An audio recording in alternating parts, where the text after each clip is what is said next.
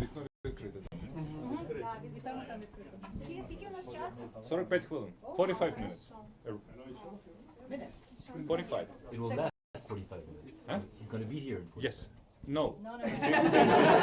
The duration of this whole thing is around 45 minutes. Okay. Right. Attention, please.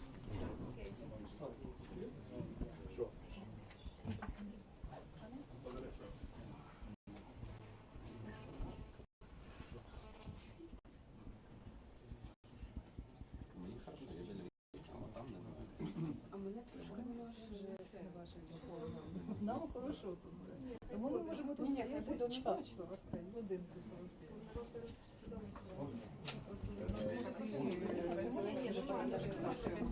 Речь называется миозит. Миозит это не, миозит это коли ти закинула і ти от когось подивитися, розростаєшся секунду.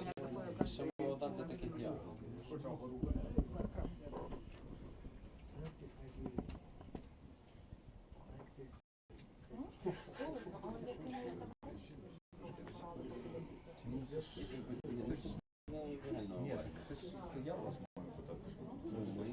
Спостерігайте, слухайте. Вчора вони були в шоці. Вчора вони були в офігенні, скажімо,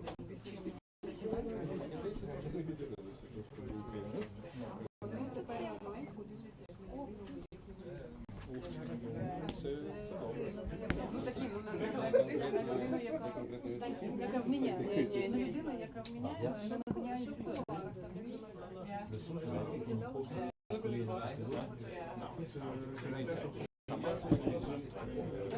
Пошла нормально.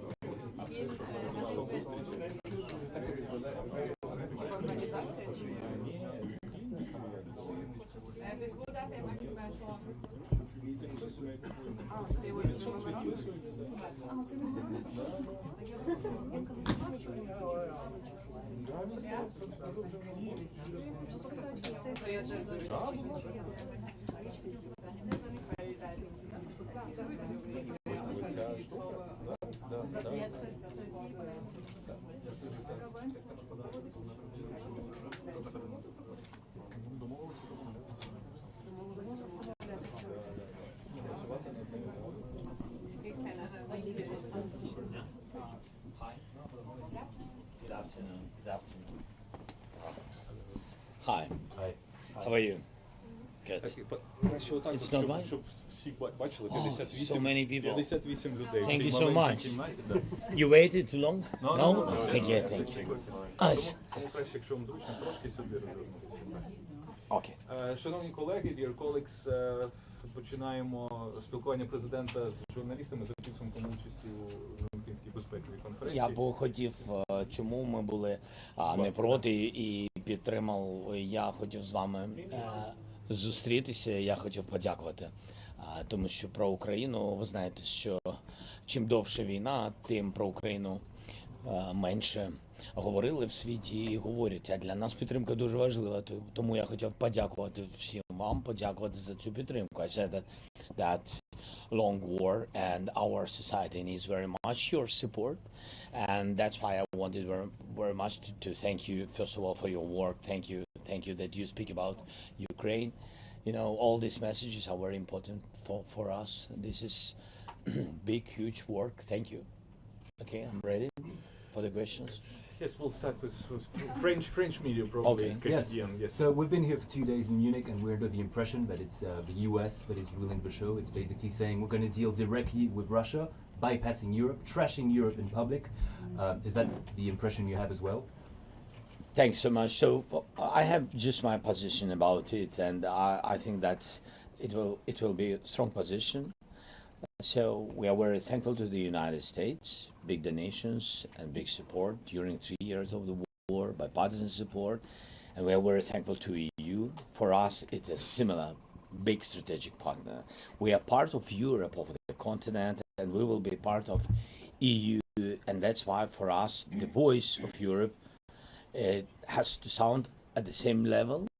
Yes, United States militarily the main strategic partner, but EU is also very big partner, and EU leader, they helped a lot. That's why we need, in any case, in any diplomacy in the future, yes, the future is not only the result, the future is the way, and on this way we have to go shoulder to shoulder with European. That's why we need at any table of negotiations, we need representation of Europe. Yes, that's it. But the US is abandoning Europe. We will see. The war is not in the United States and not in the EU, God bless. Yes, but it's a pity. The war is in Ukraine. That's why Ukraine has I think that the leadership in a case who has to be at the table. And I think it's our position is the main in this case. Mr. President, some believe that this would be a Munich 2.0. This is where appeasement would start and a country would be sacrificed. Appeasement would be Russia, your country would be sacrificed in some way. Do you get a sense that this is Munich 2.0 or are you reassured? Повторення того Мюнхена і політики замирення. You know, so we will not repeat any, previous big mistakes of the world, of the divided Europe, and of signing any not honest documents like it was there, like it was a dividing of Europe, and then that what started the biggest tragedy of 20th century. So I think that we are maybe not clever, but we are cautious. So that's why I think that everything we will do step by step, and I hope that everything will be good. Окей, новини лайв, будь ласка. Пане президенте, вітаю вас. А що з угодою про корисні копалини? Тому що багато інформації про те, що вона начебто готова, вона не готова. Чи збираєтеся ви її підписувати і в якому саме змісті? Угода, по-перше, підписується на рівні міністрів, але я президент і буду мати на якість цього документа вплив, і тому я не дав міністрам підписувати відповідну угоду, тому що вона не готова, на мою думку, вона не захищає, вона ще не готова, щоб захистити нас, наші інтереси. Для мене дуже важливо говорити про інвестиції в Україну, саме інвестиції, і це повинно бути виписано юридично правильно, коректно, і це інвестиції, і на них, на профіці від них можна думати, як розподіляти цей профіт, якщо все це пов'язане з гарантіями безпеки, розумієте? І цього зв'язку я поки що в документі не бачу. А який він має бути? Це пізніше, якщо чесно. Він повинен бути зрозумілим. Це важливо. Yes, Axios, please, Barak. Man that knows everybody. Everything about yeah. Trump's phone I calls. remember. Not everything. That's why I want to ask you. Hi. Mr. President, two questions, please.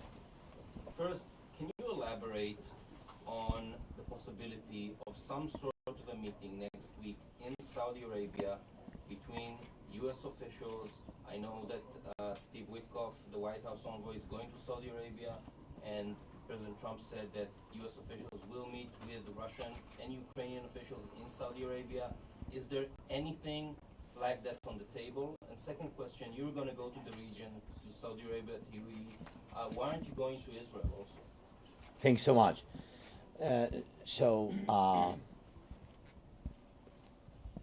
First, that maybe there is something at the table, but not on our table. So I didn't see any invitations, envoys, and etc. from Ukraine to meet with some other envoys. But anyway, envoy, this is that national. I mean, it's security advisor, and so we don't have any papers, any invitations, and it's something strange for me to speak in this case, in this format, if before we don't have any negotiation between us and our strategic partners. as I remember, Russia is not our strategic partner. And about, you asked about Israel. Yeah? Yes. Because Why aren't you going to Israel as part of your trip to the region? No, our team's work, by the way. I have an invitation to go to Israel. I have a lot of invitations, by the way, and I'm very thankful. I am very sorry because I really don't have time. You see that usually leaders, but we changed a little bit this practice. Yes, usually leaders, when they go somewhere with an official meeting, they go, it can be, 2-3 days, something like this. We changed it during the war because of the war, and so now we go without any, additional time for something, and that's why I usually have 1 day 2 visits, or 1 day 1 visit, but I had sometimes 1 day 3 visits. Yeah, that's why I don't have now time, because I had a lot of time to spend time here. It's 2 days in Munich for me with pleasure, but I don't have time. That's why I will spend 2 more days for 2 or 3 days for 3 additional countries. I don't have now time. The Ukrainian media. Yes, Telegraph. Телеграф. Пане президенте, скажіть, будь ласка, європейські партнери наші збадьорились після холодного душу від Джей Ді Венса? І, зокрема, як вони сприйняли вашу пропозицію про наш 1,5 мільйонний контингент як гарантію, по суті, безпеки європейського регіону? Ми говоримо, по-перше, про армію, яка буде дійсно зможе по силам захищати від російського наступу. Це може бути 1 мільйон, це може бути 1,3 мільйона, 1,5 мільйона. Ми говоримо про серйозні цифри. Це не 50, не 100, не 200 тисяч, не 250, не 300, чесно. І тому що та кількість воїнів, вона просто не зможе захистити нас від, якщо буде ймовірного, повторного наступу. Так? І тому всі це розуміють. Європейські лідери, скажімо так, пішли думати. Я думаю, що ми проведемо кілька консультацій, розуміючи, що тут питання, велике питання грошей, можливостей, і тому що це великі гроші. Це раз. Далі ви запитали, щодо холодного душу, ну я знаю, що європейці дійсно, знаєте, дійсно цей союз дуже важливий Європи і Сполучених Штатів Америки. І європейці зрозуміли, що вони бояться після тих чи інших заяв, і їх було багато від Америки, включаючи ту, про що ви кажете, де точно не йдеться про укріплення цього союзу, так? Про щось інше йдеться. Безумовно, це вибір Сполучених Штатів, і вони, команда, вона сьогодні зосереджена більш на внутрішніх питаннях, але я вважаю, що цей союз не можна втратити, виграє тільки Путін, Північна Корея, може ще хтось. Іран, до речі. NOS, I see the mic. Where is NOS? Netherlands. Yes, please. Hi. Yes. Yeah, Dutch TV. I have 2 questions, Mr. President. First, do you consider this weekend as a sort of tipping point when it comes to American support? And also, do you believe that Putin, if there are negotiations, it goes into those negotiations in a serious manner? Serious man from his side, you mean? From his side? No, I think that he will be very happy if it will be just ceasefire. I mean, something light, something like some step which is for him nothing like a pause. Okay, he can give the pause for the to take off the block of political isolation of other countries, and because everything goes from the head, and the United States, be honest, it's the head because it's huge power, political, powerful capital, and Washington, and that's why I think for him is very important. I think so, and if the dialogue will be in such a polite manner, which now demonstrate the United States to Russia, I think yes. So we are not very happy with it, to be honest, but this is life. So why would I mean, that's sit if on the table if Putin is not serious? Why they will? Why would you if you don't take him serious? I think we have to ask first why others will sit with him. Yes, we need to stop the war, to make peace, and not to lose support. And it's important that if Putin is ready just for ceasefire, and if Trump is ready to push him to real peace, I think we can find some first steps of solution, first with the United States, of something first time in our history, real security guarantees. But if all the all the sides, but first of all, America will be ready. I see now that I hear that Europeans, by the way, they something changed in politics in the world. Yes, always Europeans have been skeptical, more skeptical than United States. Now I see opposite things, because now I see that Europeans began to be more ready for some steps forward of support of Ukraine. I think they understand the dangers. During these 3 years, they at least understood who is Putin. And I think this is important. Yes, they are very close to the war. Some of them, neighboring not only Russia, neighboring war in Ukraine, and they understand what will be if he will come. And they understood that he will come. This is very important. Begin not to speak if he will come. Really, some leaders began to understand that when he will come, and he will come, and he will try just to try. What will be if I will go somewhere to NATO or some attack and etc. Just to try. What will NATO do? I think how they will answer. I think it's very dangerous, and that's why any negotiations with result, with a real peace, this good, but not quick, not because everybody wants tomorrow, and it doesn't matter what will be the day after tomorrow. The day after tomorrow, if there are not strong sanctions on Putin and strong pressure, understanding if he will come back, what will be? What unity of EU and United States will answer? Without it, very dangerous, just ceasefire. And the first question, does this week feel like a tipping point? My first one? Що там було? Переломний момент, чи це переломний момент? Tipping In point. for what? Does this week feel like a tipping point in Yeah, terms of I think American support? I think you feel it also. I think it's important that everybody feel that this is very special moment, and I think that we have now to support Europe very much, to my mind. Otherwise, we will have separate countries on this continent and weak. That is important, and I think that we did a lot of work. I don't say that it depends on us and it's on all of us. It depends on all of us. Yes, we have to work on it, and we have to work a lot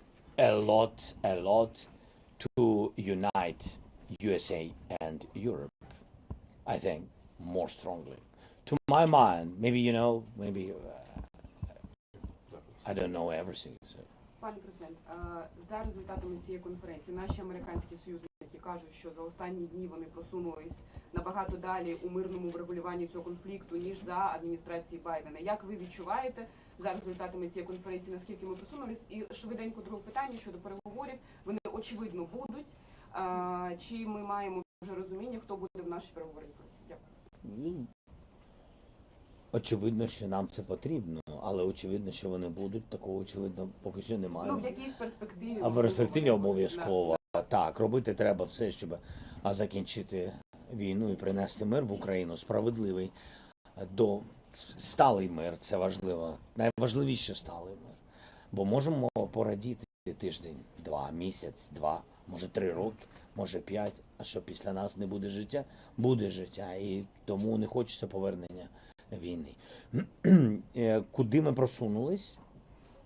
Дивіться, ми просунулись з точки зору, якщо подивимося, що було пару місяців тому.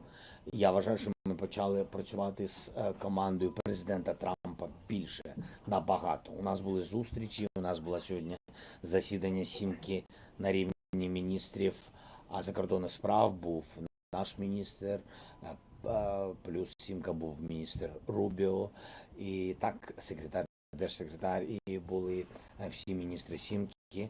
Важливо, далі були зустрічі у голови офісу з Келлогом, далі у нас,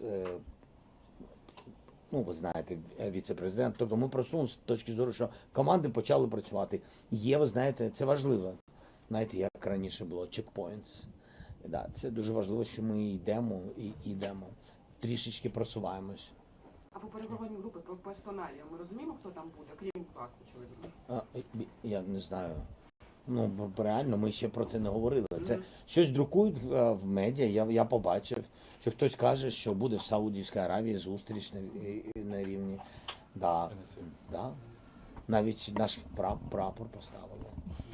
Фотографію. Ні, прапор. Пірати якісь, піратський прапор. Я не знаю, що це, чесно. Я думаю, що це,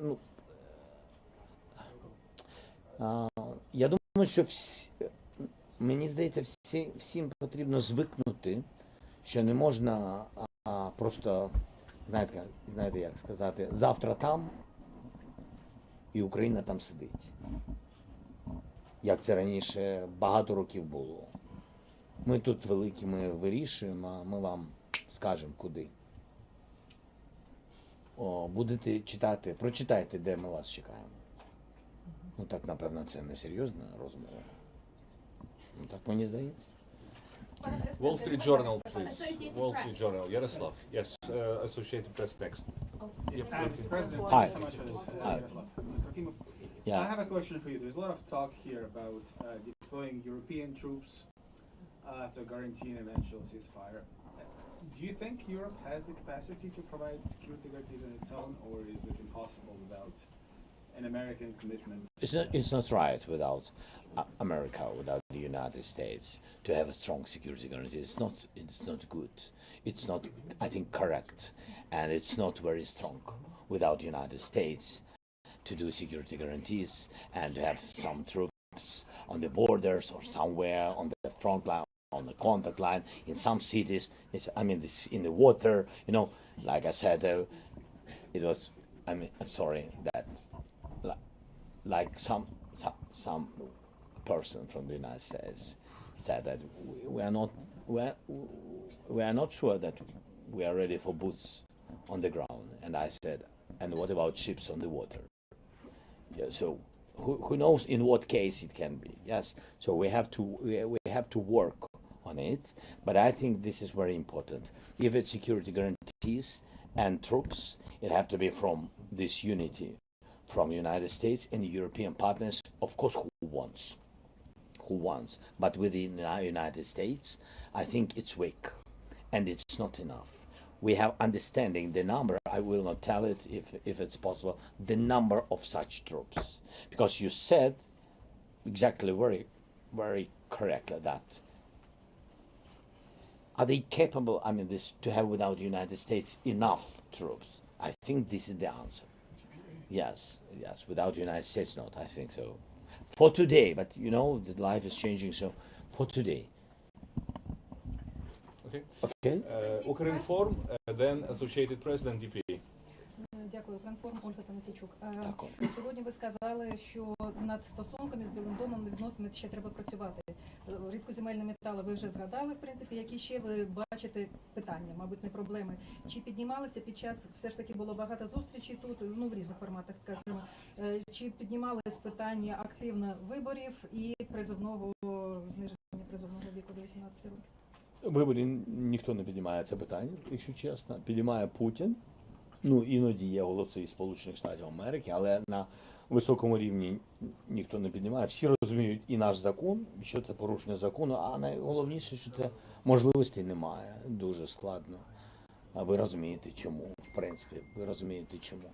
Ми розуміємо наслідки всього цього, чим все закінчиться, ми чітко розуміємо, і для чого це потрібно і для кого. А призов? Щодо призову, всі почали розуміти, що з'явився контракт. Мені здається, це було дуже правильний, вірний крок з нашого боку. Це такий, знаєте, правильний крок, коли ти, як то кажуть, не бусифікація, так? І не цей виклик, який іноді буває, але дуже серйозна історія, коли пропонується контракт молодим людям, і якщо вони самі по собі хочуть, то вони приходять. Це дуже зрозуміло, до речі, американським партнерам, тому що у них вся армія контрактна, так? І це їм зрозуміло, що тут пропонується контракт. Хоча, я хотів би вам сказати, так як ми, цю війну ніхто не розуміє. І всі наводять приклади, ось наш там батько або дідусь, в залежності від віку людини. Ми говоримо там з сенаторами, тощо говорять, ось тоді, коли була там мобілізація, молоді люди, 18 років, мені здається, по закону Сполучених Штатів 17,5 навіть, щось таке можуть. І ось тоді молоді люди, і вони воювали, і вони йшли, тощо. Ви знаєте, що ця війна реально, не людей, реально, я маю на увазі наших людей, це головне, але якщо чесно, перевага ж не тільки в людях, так, перевага передусім в цієї зброї, в технологіях, вже навіть ніхто не каже про там важку зброю, про перевагу в танках, всі говорять вже про дрони, зрозуміло, війна змінюється, і так само я їм сказав, так, є контракти на молодих людей, але давайте пожаліємо. Давайте трішечки подумаємо, давайте все-таки подумаємо, як технічно. І ми тут з вами говоримо про ATACMS, рахуємо їх на десятки, хочемо мати розмову про сотні тощо. Тобто такого дуже багато. Associated Press. Thank you. The talks ended yesterday without the announcement of a deal on minerals. Yeah. What is the sticking point? What does the US propose? Are they trying to push you into a scenario where you give up your minerals, and did they offer any security guarantees? No, there are not very concrete things about security guarantees in this document. That for me is very important, the connection between some kind of security guarantees and some kind of investment. And I think that's even if it's memorandum, after that it can be the document, very serious and etc. This is the first step. But even in memo, you have to understand what you will do. And I think that yesterday we understood each other. I was happy that we understood each other with, especially by the way, because we had big teams with everybody, and everybody knew yesterday how to sign the documents. But I think that's important that Vice President understood me, that if we want to sign something, we have to understand that it will work and it will be very positive for both nations, and it will bring money and security. And I think it's very important. Otherwise, it's not the document, it's some political new things. You know how many papers, I don't know how many your country, but our country, we signed a lot of different papers. But I don't want to sign paper, I want document. What was the problem with what they presented? What was the issue with what the Americans showed you yesterday? It's not in our interests today, not in interests of sovereign Ukraine. I'm just a president, I'm a manager, and after my term there will be another manager. And these resources, this is not mine, of our people. And I'm a guarantor that these resources will have our children, with all partners, players, make profits, make business, is open for your companies, in some cases exclusive to your players. We are strategic partner, and that's why we trust Americans, American people, and some European countries who helped a lot. It's about it, but it's not mine. I'm not take, give, and it's very serious things. Okay. DPA. Mr. President, since we are in Germany, do you think Germany has to take a bigger role in supporting Ukraine? Very big. Now that Trump is in office, do you think they have to take a bigger role? And do you hope to get the Taurus missiles when Friedrich Merz becomes Chancellor in Germany? I think this is about the sovereignty of Germany. Your big support, we are very thankful, doesn't depend on who is in office in Washington. And I think that's, you was second after the United States, and we are very thankful, Germany, really, very big support. Maybe not very loud, there are some countries who are not on such high places of support, but they are very loud. Anyway, we are thankful for everything. But Germany really is not loud and never been very loud, but always was very pragmatic and very helpful. The second place of the nations, you know, dozens of billions. It was, I don't remember, 27, 28, something like this. Very big package during this war. Very great, very great Irish-T air defense. And Patriots, of course, we're very thankful to the United States for Patriots, but we've got 3 systems from Germany. So I'm very thankful. But do you hope on Friedrich Merz now to get Taurus? Do you think? You know who will win? Yeah? He will win. Yeah. So, you know, we know each other very well, you know, with Merz. Yeah, he's a very good guy, yes. And I had meeting today with him and with Scholz. Which one was better?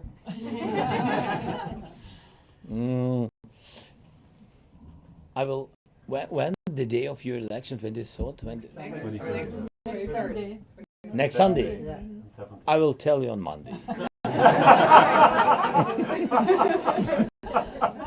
Okay. No, they're great guys. They're great guys. Yeah, Olaf helped a lot, really, and Merz also. He is always was on our side. So no comments. Only thanks. Only thanks. From that part of the yes, your question. Пане президенте, дуже вам дякую за Дякую. ваш час. У мене є одне питання. Please. I'm from New Zealand. We're a very small country. We're very far away, and a lot of people. You're very happy that you are far away from Russia. Far away from Russia. That's the point. Everyone says, why should we care about Ukraine? It's very sad what's happening there, but it is of no relevance to us. Why is the Ukraine war relevant to people, not just in my country, but other small countries very far away from the world? What can I say? For example, you know, I had a lot of connections with Australian leaders and New Zealand, and we spoke about it. What everybody understands. For example, the element of North Korea, which has been involved to this war by Russians, is it dangerous for us or for your country?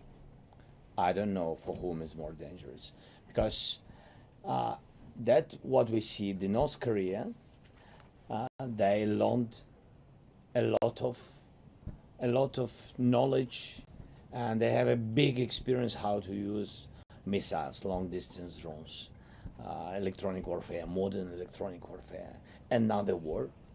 And they brought already this knowledge by their offices, by the way, home. And they will use it, or will try to use it, in their interests. And I think also it can be in the region which is very close to you. And I think that really, yes, you can be happy because you don't have this big land war, because you are not neighbors with Russians and etc. But really the war doesn't have the distance. When you speak about the missiles, when you speak with drones, it's about thousands of kilometers.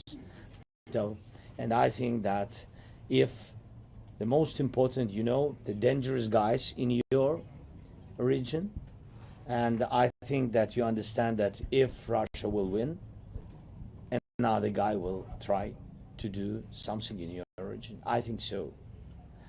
And this is very important to show that there is the law, there is the values, and we have to defend values in any country, in any small country.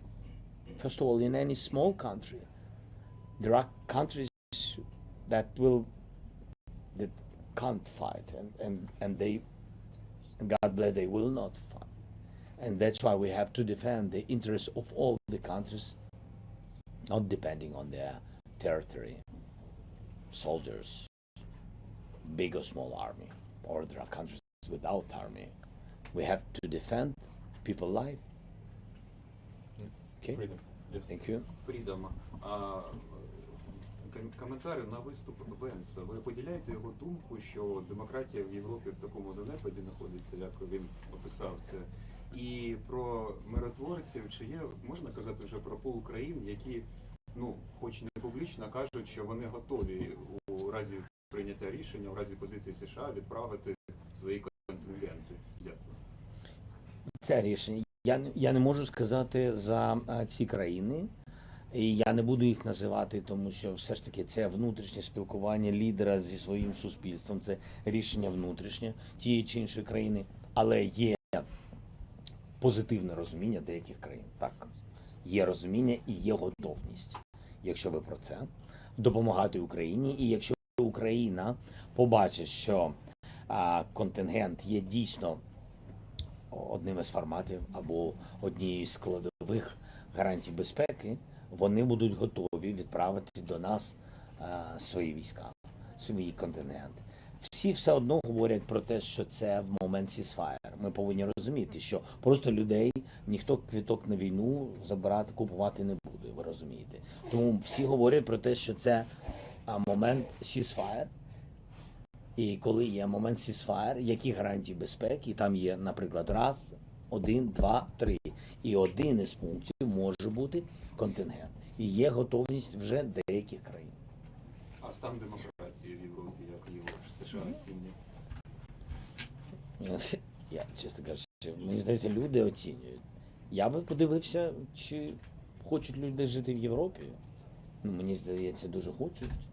І живуть люди, абсолютно різні люди, різної віри, релігії, різних національностей. Я в цілому вважаю, що Європа найтолерантніший світ у світі. І я, до речі, я більш за все і люблю Європу. Напевно, у нас тут наше коріння, і, напевно, нам це близько, але все одно для мене найкомфортніша,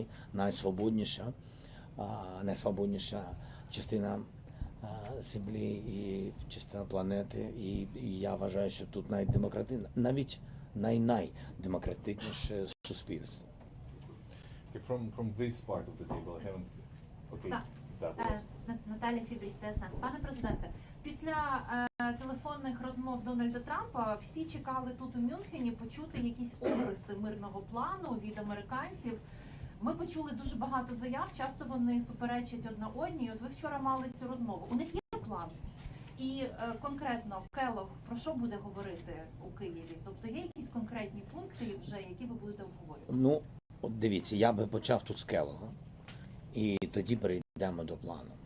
І буде зрозуміло. Як я їм сказав, я вважаю, що американській стороні треба дуже багато деталей, більше знань того, що відбувається, і саме зрозуміти реалії.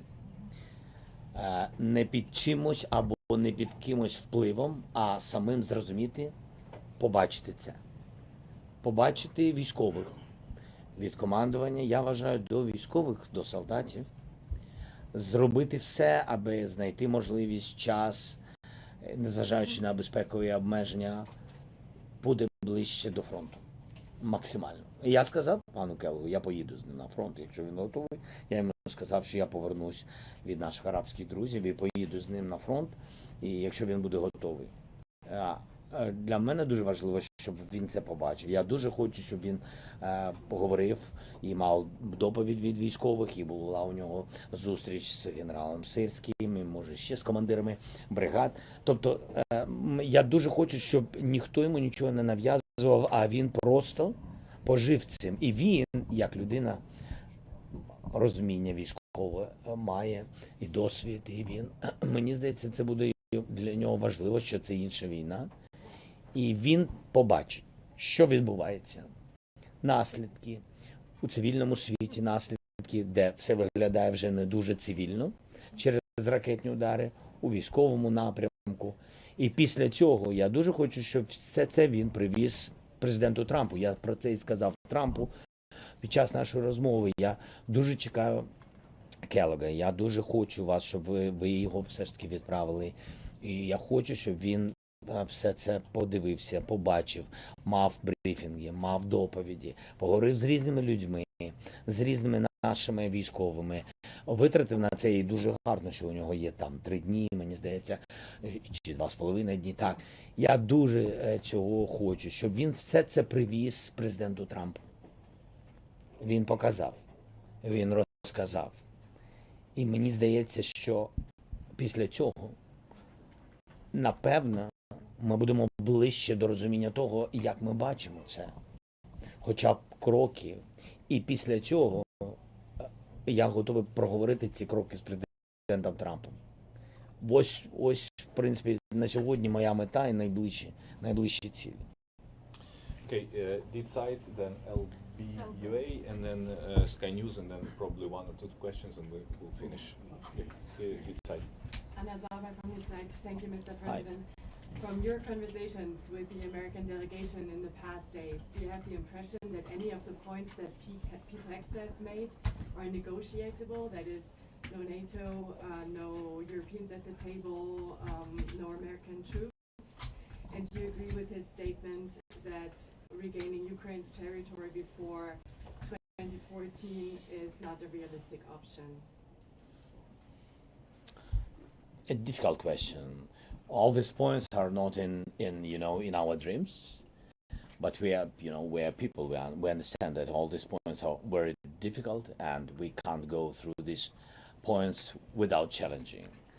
Only one thing which disturbed me that all these points depends not on Russia, on our friends, and that's why I think we have more to work. It means that we can have more positive result, more positive view from the American side to these points. When we speak NATO, for example, when we say no NATO, it's because we think that it will be more sweet dialogue with Putin. Yes, for someone I don't know, so I don't count on it, and I don't need it. I think we have not to have any human dialogue with Putin. We need just points. And just understanding how to finish the war without emotions. Probably. I don't know. Yeah, so that's why I think this, but we need to understand what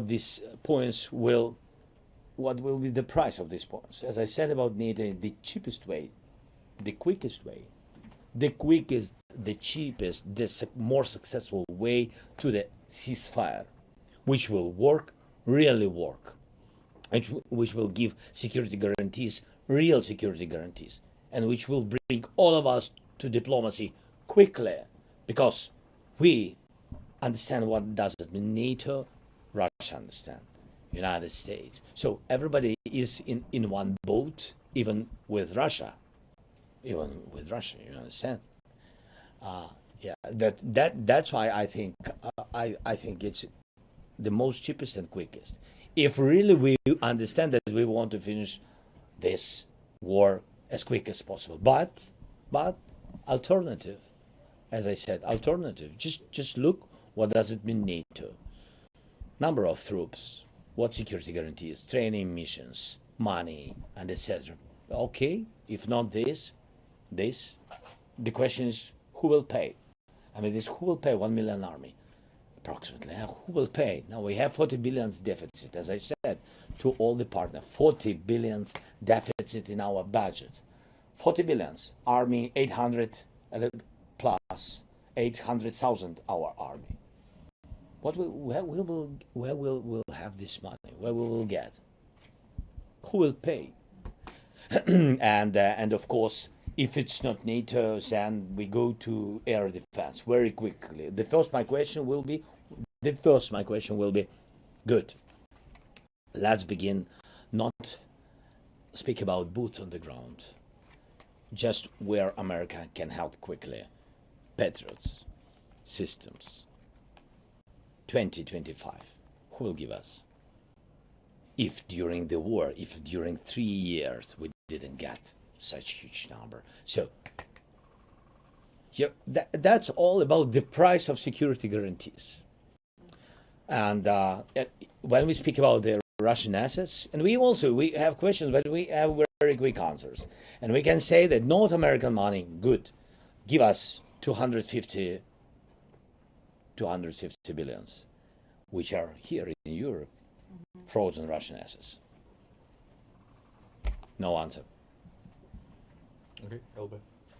Пане президенте, ЛБ, два коротких запитання. В умовах, коли Білий Дім ввів санкції проти Міжнародного кримінального суду, чи буде Україна домагатися надалі притягнення до відповідальності Росії за вчинення воєнних злочинів? І друге, у своїй промові в кінці ви зазначили, що Росія навіть з Молдови частково вивела свої війська. Розкажіть технічні деталі, як вам це вдалося і наскільки там зменшився контингент і ця сусідня країна стала менш небезпечною для нас? Ну, там же ви знаєте, що частина Молдови, вона знаходиться під сепаратистами, так, чи можна сказати, але під контролем Росії в будь-якому випадку. Контингента там на сьогодні залишилось, ми вважаємо, десь 2,5 тисячі. І якщо чесно, я вважаю, що русських залишилось 1,5 на нашу думку. Тобто кілька тисяч вони вивели, під час війни вони ж всюди брали, у них був дефіцит. Як вони виводили? А вони чому в Румунію? Ну а як? Україною виводили? Тобто з Молдови хтось заходив на територію України? А я не знаю, чесно. Не можу вам сказати. Ну, у нас є точні дані, скільки там було і скільки залишилось. Там було 5,5 чи 6 тисяч людей. Залишилось набагато менше, які сьогодні в більшості своїй вони охороняють ці склади зі зброєю. Якщо ви знаєте, ковбасна, так. І вони охороняють ці склади, а частину вони забрали. Мені здається, тоді, напевно, вони через Кишинев. Я думаю, літаками. Так, вони ж користуються цим аеропортом. Ну, користувалися, принаймні. По МКС, прокоментуйте, будь ласка. Не можу поки що прокоментувати. В будь-якому випадку Україна буде робити все, щоб притягнути Росію до відповідальності в будь-якому випадку. Sky News, and that will be probably the last question. Please. Thank you. Deborah Haynes from Sky News. You had a clear message today to European leaders about the need for an armed forces of Europe. What is the danger to this continent and the world if they don't listen to your warning and react? And in particular, can you talk to the people of Western Europe who've been lucky enough not to have to worry about war since the end of the Cold War and have really forgotten that all-of-nation resilience that obviously in Ukraine you know so well? I hope that our dialogues with leaders, these speeches, and then meetings like the second part of the speeches, yes, to make dialogue basing on very concrete details about EU army or about contingents or about increasing the brigades, not only in Ukraine. When I spoke about big army, I said that I'm speaking, it's not about our contingents on our territory, not only about it. I'm speaking about, first of all, your brigades. We know the number of brigades, what you have, mostly in Europe. We understand what does it mean. And I think it's important for all of us, because, you know, it's very dangerous if Russia has 3 times bigger army than all Europe. So I think this is the answer that is dangerous, because minimum now, when Putin is such person who is ready for such, you know, such steps, and who is ready for occupation. That's why. So we not only speak about it. I think we made a lot of progress. I think from the very beginning of the war, leaders, after all my visits, all our dialogues, they understood that they increased production. Yes, they wanted very much to help us with deficit of artillery or our drones, a lot of systems, armed vehicles, a lot of things. But anyway, the production in Europe now 3-4 times bigger. Then I think what was important because of the war, what was important that all your leaders in not only in the East, in all Europe, they began to check what is in your storages and what quality, and a lot of things been destroyed. And that's really nobody understood what are the conditions with the army, what really will work, and what is just staying 10, 20, 30, 40 years. So this is also very important, but it's not enough. Then I think that a lot of new technologies and we brought really to our partners, and that really how it will work, and you will not, God bless you, will not any wars, but I think that anyway, if it will be some challenges, new drones, new sea drones, a lot of devices which can change human people on the battlefield, and I think it's also important. This is global security. This is real. By the way, this is real security, which works. But it's not enough to defend yourself if Russia will go to NATO countries. And what you ask more? Or it's enough? It was more just to speak to ordinary people, because you said that the leaders are starting to understand. You said that you've noticed a difference in terms of their understanding of the threat from Russia. But it's like the people who choose the priorities in democracies. So what's your message to ordinary people that have forgotten what it's like to feel a threat as you feel in Ukraine? No, but look what's going on with us. And it will be in your countries if Ukraine will not stop Putin, and if these countries, Europeans, will not or will stop their support. Just look. So millions of people, migration, more than 8 million people lost their houses. They lost their husbands. Their husbands went to the front line. A lot of losses, human losses, then destroyed houses. All you love, all life, what you loved before, now you will lose, because this is the war. And of course now, especially Ukrainian people. I know there are some cases with Ukrainians who are abroad, that there are some cases, and some societies are not very happy that a lot of Ukrainians, but just sometimes just come and understand and look at them, and you can be on their place in a other country and think about it, what will be. So I think that Ukrainians saved Europe, really. I think so. Maybe because I'm the president of Ukraine, I don't know, but I'm honest with you. Okay. Thank you. Thank you. Yes. Goodbye. All the best. Thank you. Thank you so much. Thank you. Bye.